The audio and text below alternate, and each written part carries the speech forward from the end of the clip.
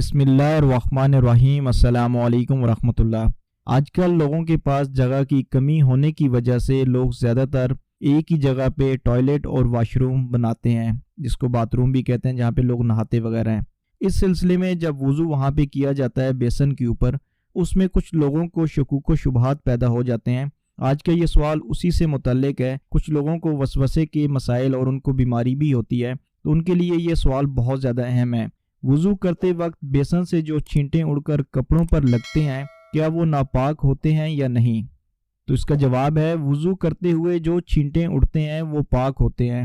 لہٰذا اگر بیسن پر کوئی نجاست نہیں ہے، مطلب اگر کوئی ظاہراً اس کے اوپر نجاست نہیں، تو وہ وضو کے جو چھینٹیں بیسن پر لگ کر کپڑوں پر لگتے ہیں، ان سے کپڑے ناپاک نہیں ہوتے۔ اس کے حوالہ جات کے لیے آپ ہماری ڈسکرپشن کو دیکھ سکتے ہیں۔ مزید اسی طرح کے اور اسلامی سوالات کے لیے آپ ہمارے اس چینل کو سبسکرائب کریں اور اپنے دوستوں کے ساتھ بھی شیئر کریں۔ اللہ سبحانہ و تعالی ہمیں ان چھوٹے چھوٹے مسائلوں کے اوپر عمل کرنے والا بنا دے۔ السلام علیکم ورحمۃ اللہ، وما علینا الا البلاغ۔